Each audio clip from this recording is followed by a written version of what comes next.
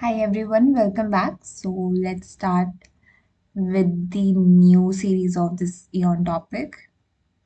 I think we have done till here.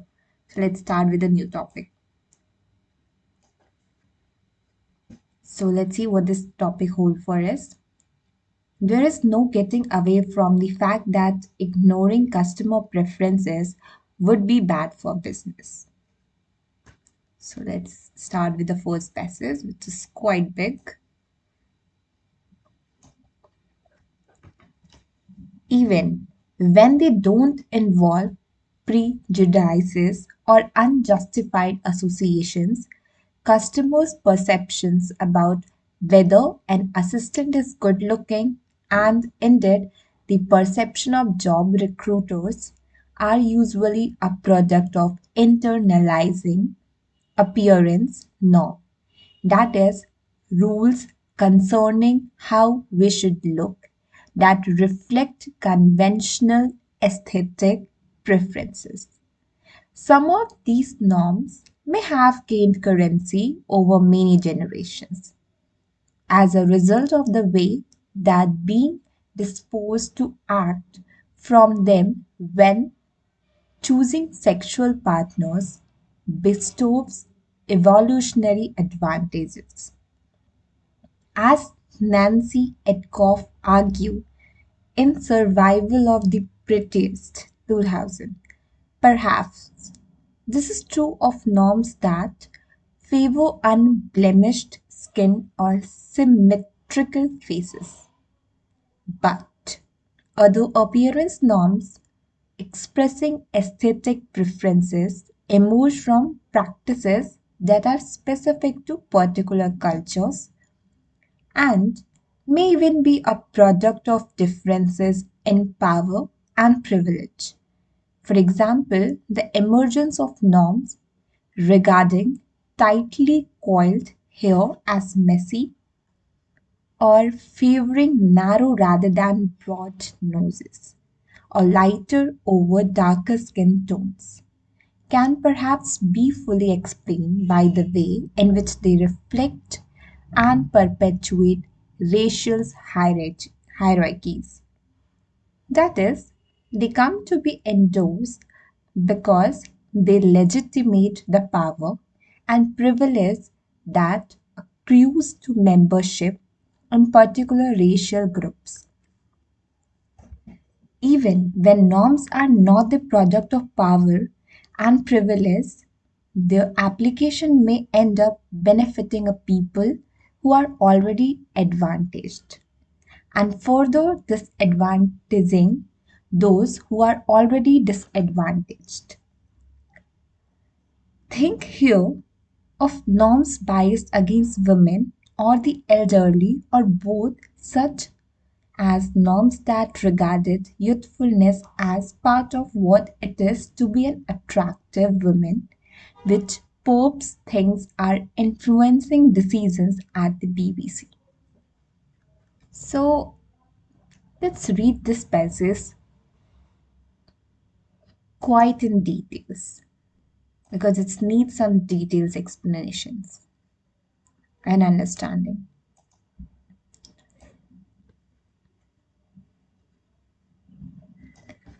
Even when they don't involve prejudices or unjustified associations, customer perceptions about whether an assistant is good looking and indeed the perception of job recruiters are usually a product of internalizing appearance norm. That is, rules concerning how we should look that reflect conventional aesthetic preferences.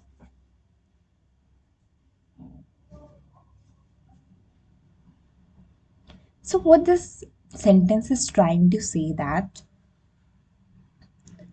anyhow, if it is required to be the customer preference or not, the whole concern is revolved around how your appearance is. That simple this statement is trying to say. So, moving toward the next statement. Some of these norms may have gained currency over many generations as a result of the way that being disposed to act from them when choosing sexual partners bestows evolutionary advantages, as Nancy Etkoff argues in Survival of the Prettiest, written in 2000.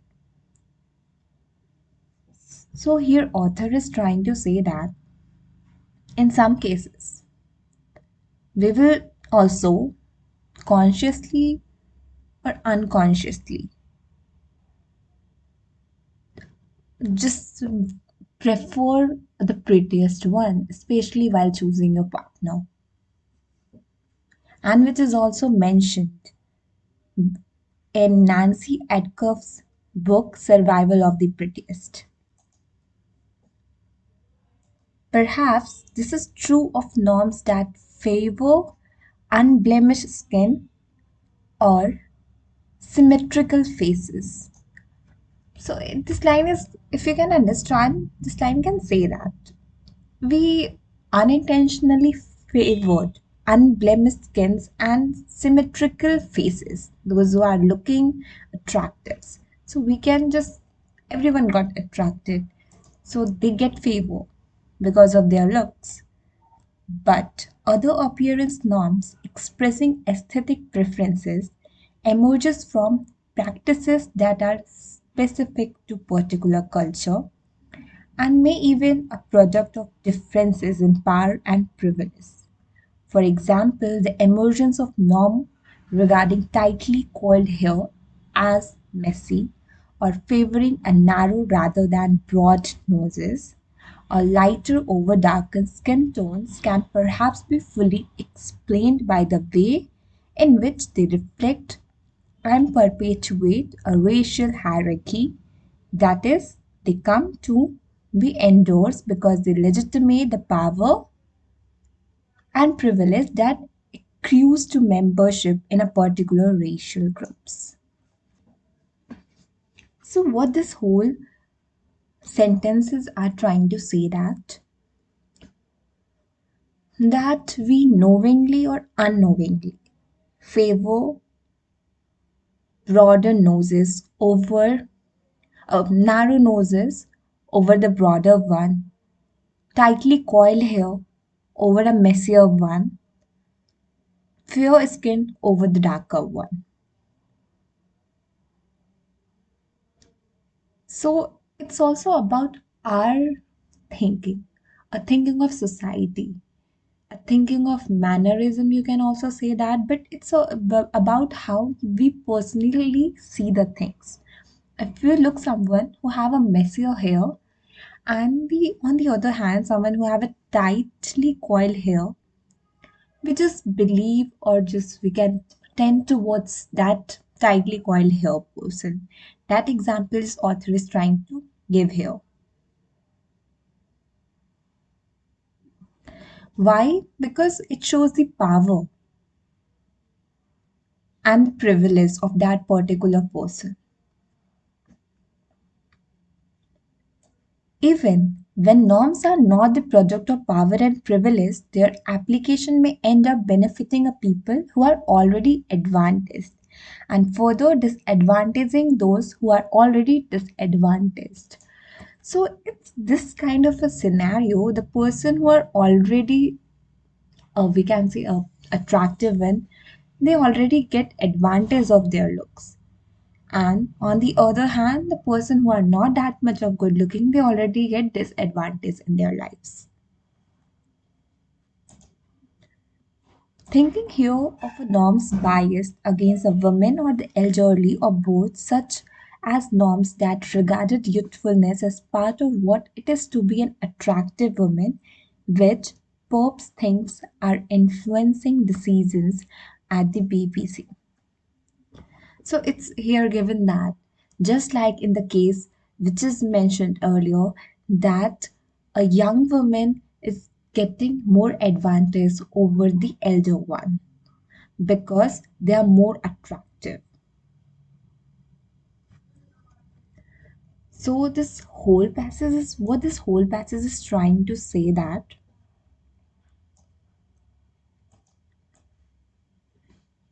The whole passage is giving us the example that not just the criteria is not set up legally or in anywhere written, but in our societal thought, we can say that, because not in individual perceptions, it's in general those who are looking attractive, they get more benefited than the person who are not. So this passage is all about who the passage is all about the person who get more attracted and they are benefited.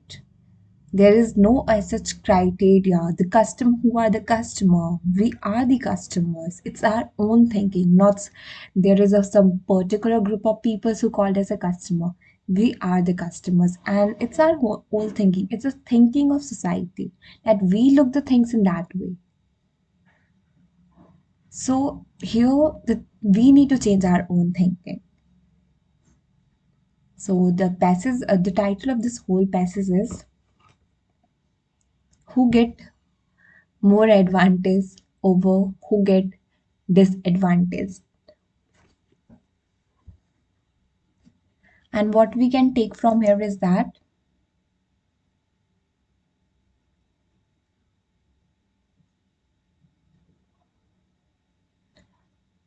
a product of internalizing appearance norms, that is, rules concerning how we should look that reflect conventional aesthetic preferences.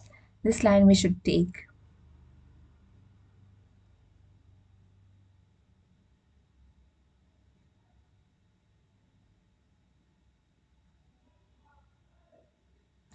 And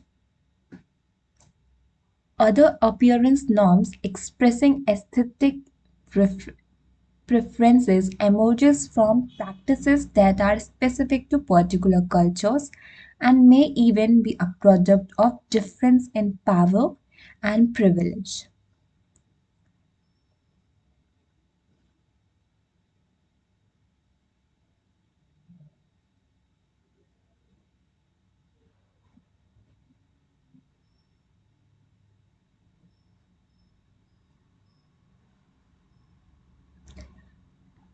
And what more we can take from this passage are, and even when norms are not the product of power and privilege, their application may end up benefiting the people who are already advantaged and further disadvantaging those who are already disadvantaged. That's all for this passage. Let's moving toward the next one. But there's no getting away from the fact that ignoring customer preferences would be bad for business. Therefore, reaction qualification grounded in such preferences provides some credibility to recruitment decisions based on them. In contrast, when selectors but not the customers are influenced by looks, then no such justification is available. We don't know whether vendors we were put off by Courtney's appearance or whether it was only her manager who had a problem with it. But it is surely unfair to candidate when managers' hiring or promotion decisions are influenced by employees' appearance. It is not even a reaction qualification. Indeed, it is generally unfair to take into account feature of a person, whether racial membership or looks, when these have absolutely nothing to do with their ability to do the job. So basically, the species is trying to say that we are not just directly blame the customer preferences. What if it is not the preference of the customer but the preference of recruiter? Who knows? That in the case of the Courtney, who knows that instead of vendor, managers have problem with her appearance. But anyhow, it's an unfair. Here it is not considered as a reaction qualification because It is unfair because here the judgment are basis not on their ability but their appearance, which is completely unfair. So, what the title of this whole piece is that the customer preferences are not only consider are not the customer preferences are not only called not no no not this title. What we can given the title here is that reaction qualification is not only considered because of the customer preference. And what we can take from here is that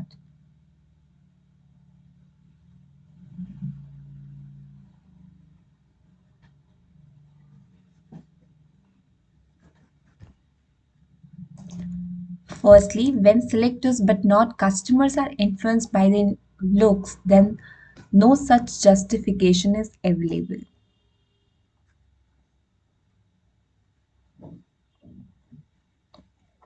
Unfair to candidate with managers hiring or promotion decisions are influenced by employees' appearance if it is not even a reaction qualification.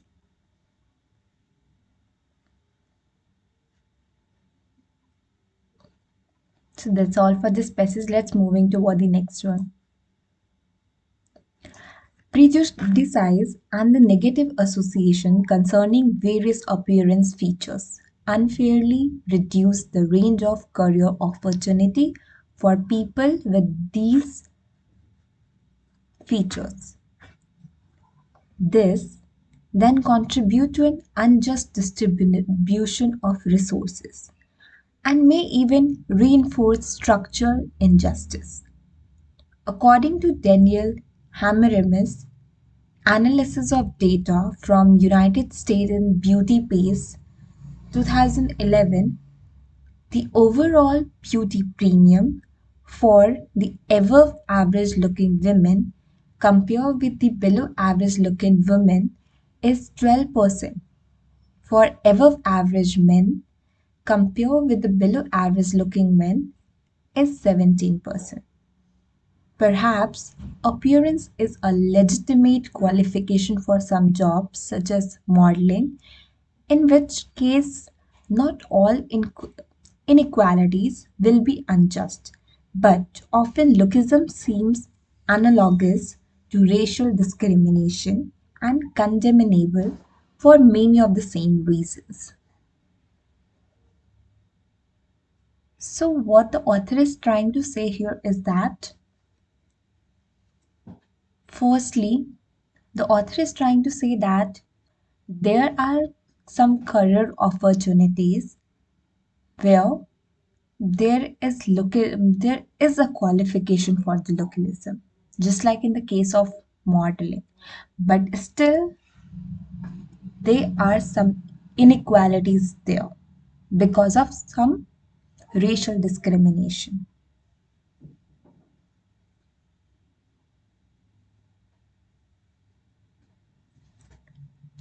Because of that, there is a reduce in the career opportunity of the people. Just the examples given here is that there is above average looking women as comparison to the below average looking woman is only 12%, and in the case of men it's only 17%. So what the title of this passage is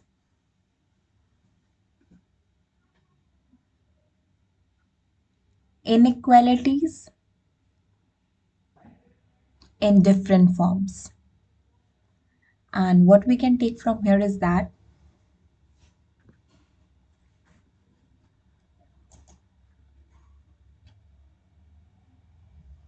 prejudice has a negative association concerning various appearance features, unfairly reduce the range of the career opportunity for the people with these features. And an unjust distribution of resources, and may even reinforce structural injustice.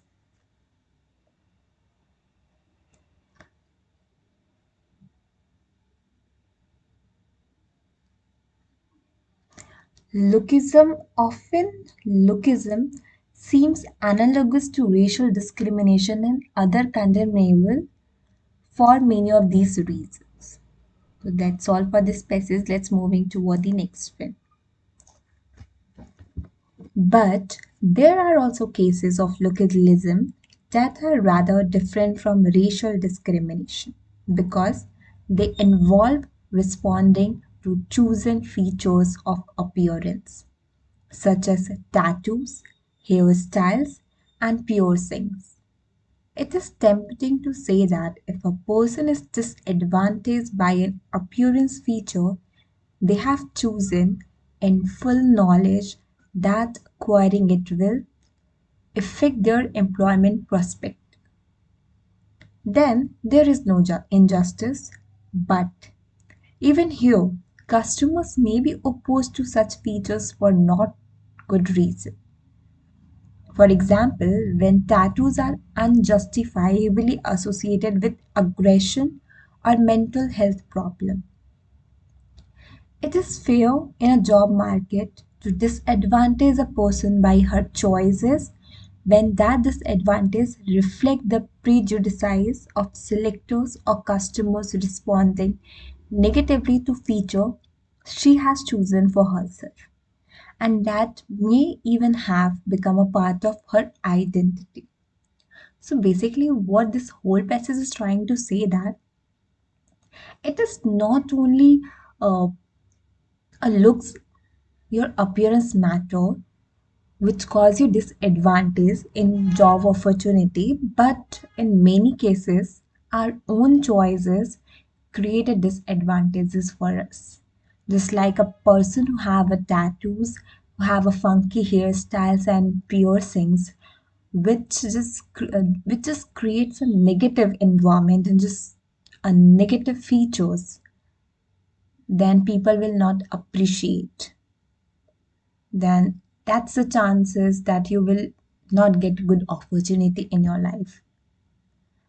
So what we can take from here is that what the title of this passage is,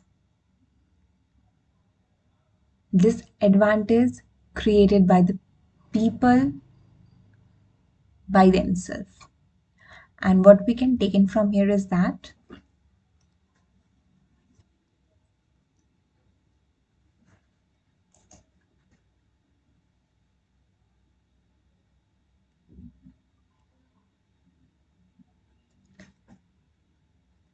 first, if a person is disadvantaged by the appearance features they have chosen in full knowledge that acquiring it will affect their employment prospectus, then there is no injustice.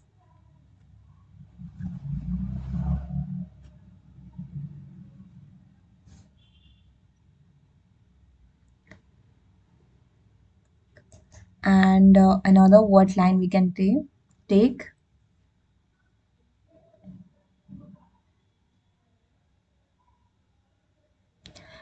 to disadvantage a person by her choices when that disadvantage reflect to the prejudices of selector the customer responding negatively to the features she has chosen for herself. So that's all for this passage. Let's moving toward the next and the last passage.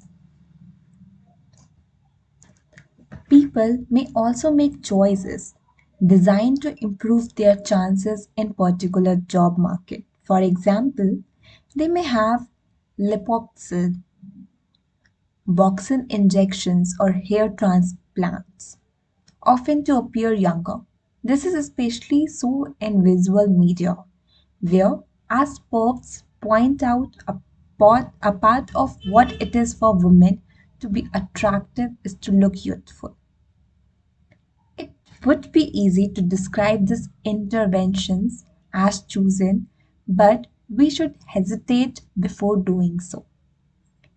Decisions to have them are often a product not only of seeking to improve one's employment opportunity, but also body shaming practices. ended. As Hither Widows argued in Perfect Me 2018, appearance norms form an ethical ideal, with those who fails to compile being regarded as not merely unattractive but morally flawed because they are seen as failing in their duty to make the best of themselves. This ideal has become so demanding that it is oppressive to many people, especially women and younger men. When jobs are allocated in a way that reward people who conform to these norms, then they are reinforced and the pressure to conform to them become even greater. So basically what this passage is trying to say that in above cases the people themselves create the disadvantage for themselves for the job opportunity, but in some cases you have to be do something to create more job opportunity or to make yourself enhance or make yourself doing the particular work for the longer time, such that such examples are given are liposuctions, botox injections and hair transplant for appearing young, so that for the longer time duration of time you look young and attractive. There are the some things just like a body shaming and all, and this kind of a thing especially in, if you can say that, in the modeling world, in the film industry, where it's required you for getting more opportunities to look young and attractive even when you are in your 50s and 60s, which is also written by the Heathrow Widows in her book Perfect Me 2018.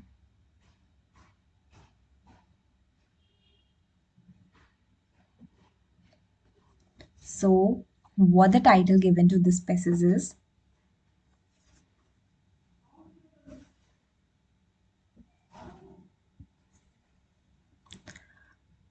uh, what we have just given the title of this passage, according to me, it should be that things need to be done. No, not things.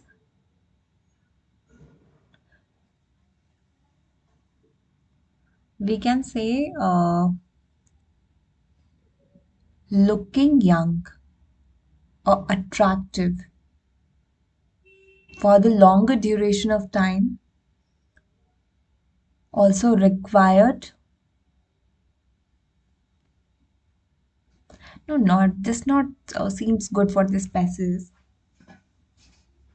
So what we can do here is what we can just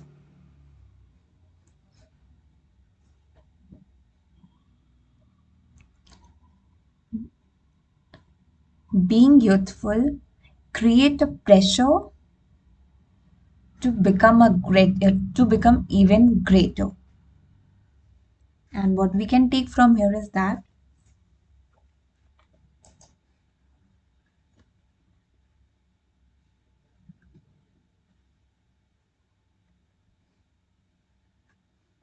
first, it would be easy to describe these interventions as chosen, but we should hesitate doing. No.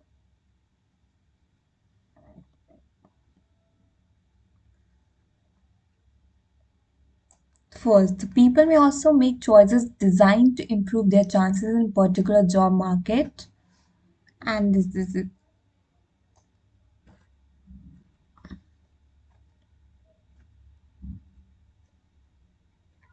Appearance norms form an ethical ideal with those who fails to compile being regarded as not merely unattractive but morally flawed because they are seen as failing in their duty to making the best of themselves.